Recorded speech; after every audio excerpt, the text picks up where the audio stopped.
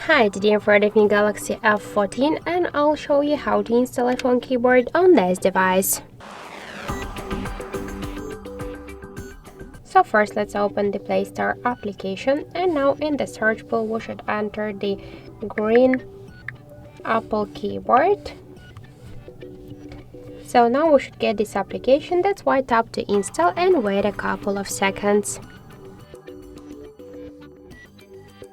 After that we should tap to open the app, click enable in settings, and near green Apple keyboard let's tap once on the switcher, tap twice to OK and go back.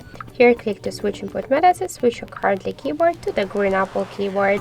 So now we can see that we're all set. So let's check the new keyboard, and we can see that this keyboard is so close to the iPhone 1 as all of the emojis. So that's it, thank you for watching, and if you find this video helpful, don't forget to leave a like, comment and to subscribe our channel.